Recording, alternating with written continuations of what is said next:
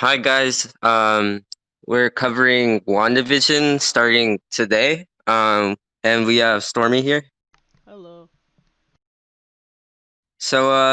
If you haven't heard, Marvel Studios' first Disney Plus series started on last Friday, and it's starting off to a good start, in my opinion. And we're just gonna be basically covering it weekly, like we did with The Mandalorian.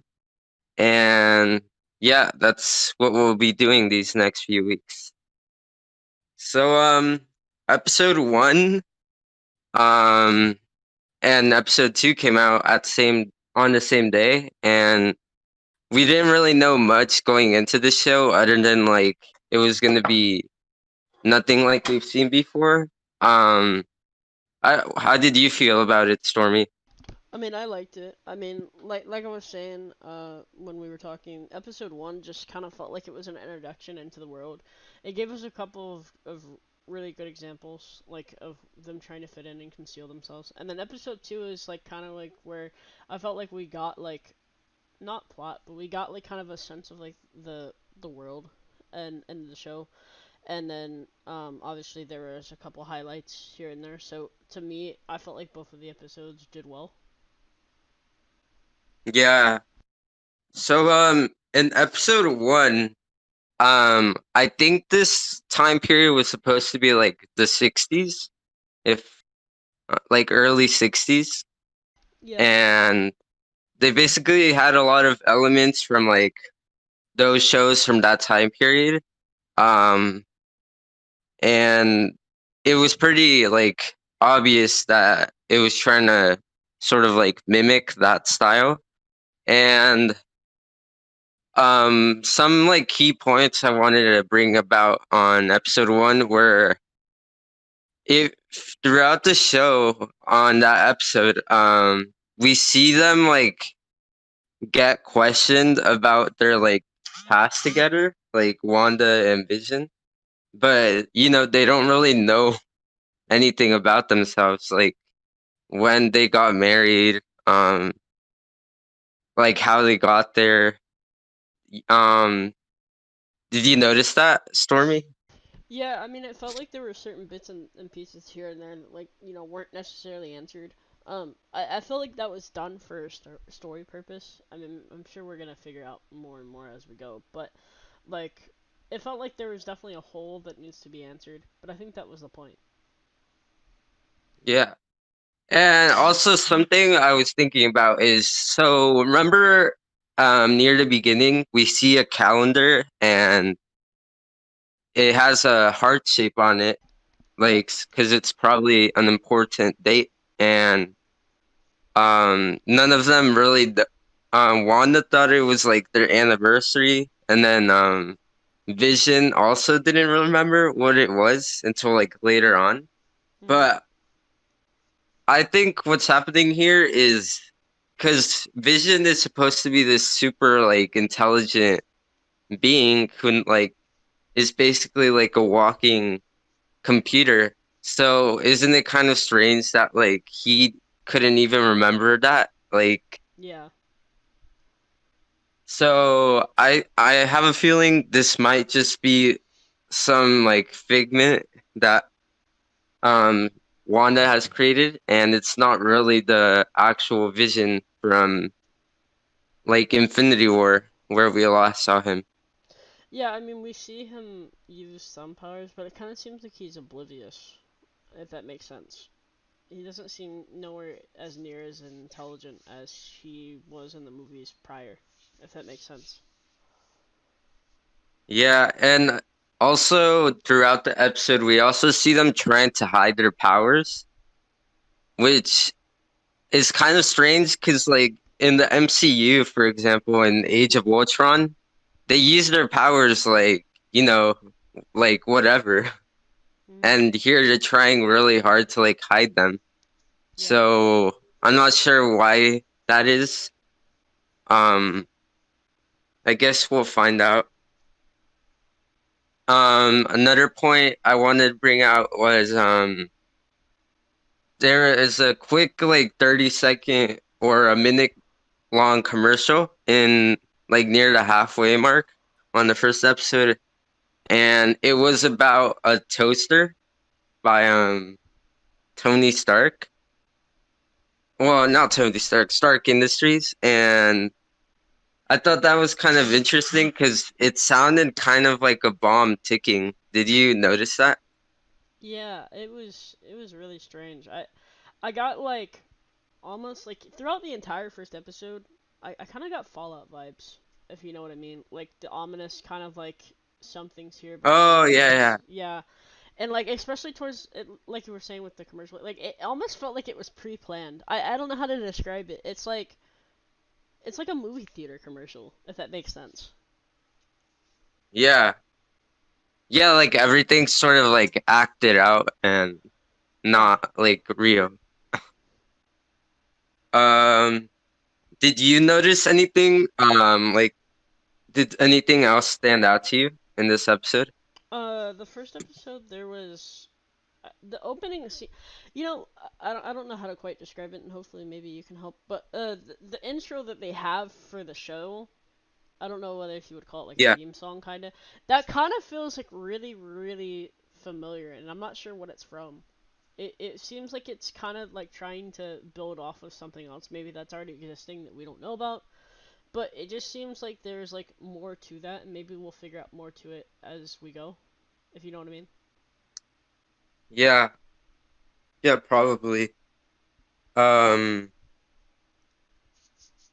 it's another thing. Well, I think this was more of like an obvious point because it was like sort of like the larger aspect of that episode, but near the end we see like Vision's boss start to like choke on a piece of meat, I think it is. Yeah. And they're all sitting there like nothing, like they're just letting him choke.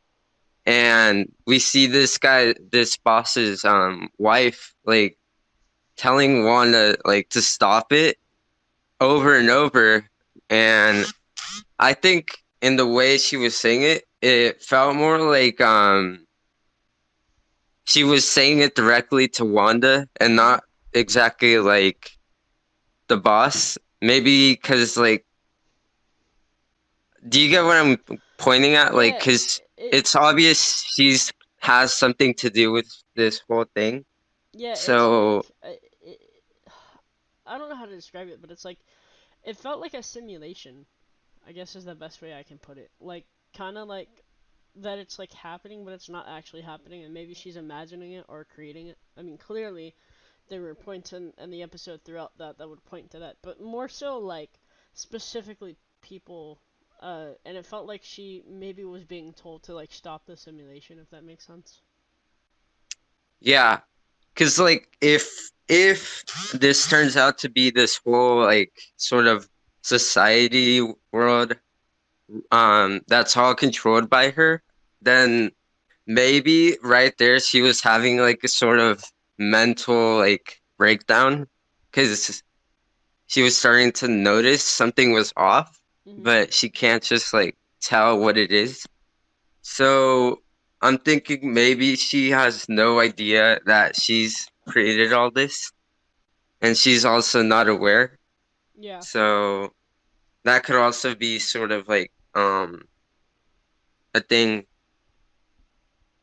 And then the episode ends and it has like a shield, I mean, sword agent of some sort looking at the screen like as if it were an actual television show. Mhm. So I'm not sure how that's working out.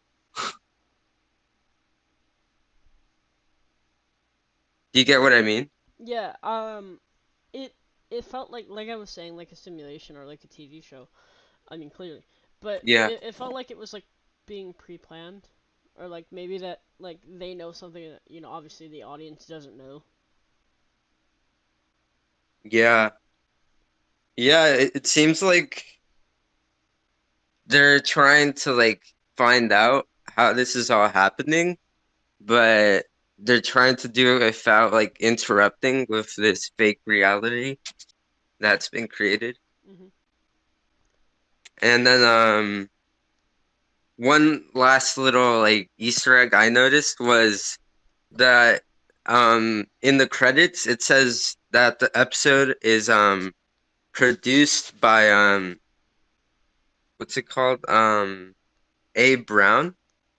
It says directed by Abe Brown, and I this could totally mean nothing, but in this Abe Brown character is actually a schoolmate of Peter Parker from Spider-Man Homecoming.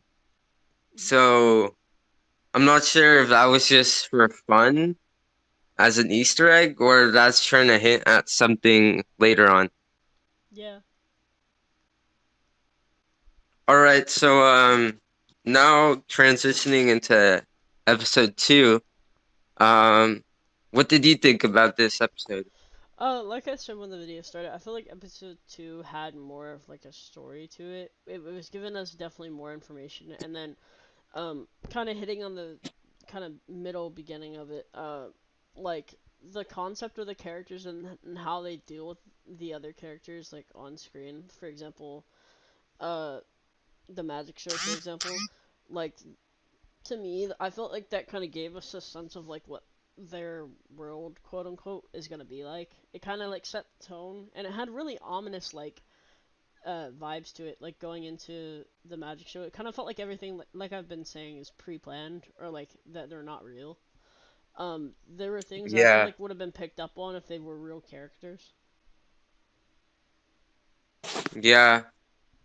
Some like key points in this episode.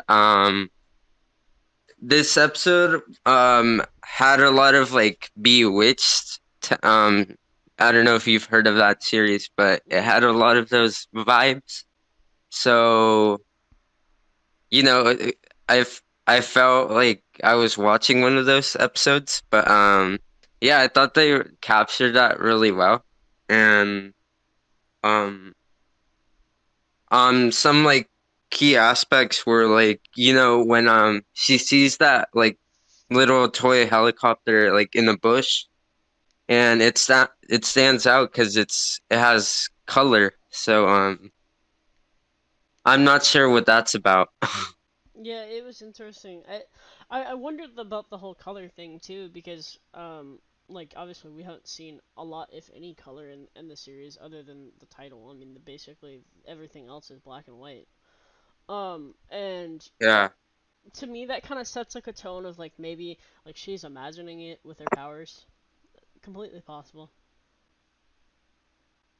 yeah, and I saw a lot of people thinking that I don't know if you remember, but there's a frame in the trailer and like the footage we've gotten from like the commercials and stuff, and we see a helicopter, an actual helicopter like flying over something, like a red like force field of some sort. Maybe that's the same helicopter, but it got shrinked somehow. I don't know. Hmm. Um Yeah, it has probably something to do with like the whole reality thing. Um, and then another thing was in that episode we see them like talk about children a lot. Especially when like they're performing the magic show, Hmm. and we later find out that Wanda has somehow become pregnant out of nowhere. So obviously something is off right there. Yeah, and then we see directly after that, not too long, we see them walk outside to the sound, and then we see the dude come out of the sewers. Yeah, it's like some sort of like beehive guy. Like, um, I don't know, who that's supposed to be. Um, and it was kind of weird because like this guy was like staring at them like for no reason. So, and then we see her use this ability we haven't seen her use before, where like, and she basically said no, and she like reversed time somehow. Um, did you notice that? Yeah, I was wondering about that. I mean, that's an interesting power, but I was wondering maybe if the the guy that comes out of the sewer has something to do with like the outside world, kind of like a metaphor. Yeah, it could be, but I have a feeling we're gonna see this character or villain or whatever it is later on, because it just seemed like they put him there for some reason. Hmm. Um, and then also near the end of that episode, we see everything turn into color somehow. Like everything just changed into color because I'm assuming they're transitioning to like the 70s. Hmm. Um, that I thought that effect they did was really cool. Um, Yeah, it was definitely interesting. It definitely helped set the tone for the series as well. yeah, and I guess like to finish off was this we can see this in both episodes, but during the like end credits, there's like have you noticed that there's like a lot of like sort of like security camera like footage, but like Yeah, I it's was all wondering blank. about that. Yeah, I was wondering about that. To me, that makes it seem like maybe there's like a setup for a future episode. But I don't know. Yeah. Um, right now, I think Sword, which is like the new Shield, I'm assuming, in the MCU, they're somehow watching over Wanda and everything she's doing, but I don't really know why they are doing this, or maybe they put her there on purpose. I don't know. But yeah, I mean, there was a lot of like sort of like indirect like hints at what's gonna happen. But I mean, at this point, I don't really know how they're gonna take this going forward, especially because there's gonna be 9 episodes in this series, so Which it's makes gonna me be think, interesting. with the 9 episodes, that actually kind of makes me think that maybe there's gonna be a bigger setup. I mean, again, we don't know. We don't again like I said in the first part, we don't know the plot. We don't know a lot of the story elements, but the parts that we do know kind of hint that something big potentially is gonna happen. More so than just a Yeah, fight. for sure. Yeah, but yeah, I'm really liking it so far. And also, just to finish off, we know this move series is directly connected to Spider-Man 3, and um, I have a feeling something major or like game changer is gonna happen once we get to the end, because they wouldn't just say that this series is gonna set things forward. So yeah, I'm curious as to like what actually is gonna be set up here. Yeah, I mean it looks big from this angle. I mean, we like we've said, like MCU hasn't seen like a lot, but this is kind of like the first entrance into like a whole array of things. So hopefully it's done well, and hopefully it has the needings that it will eventually retain. Yeah. Well, let us know what you guys think in the comments. And yeah, we'll see you later this week to cover episode 3.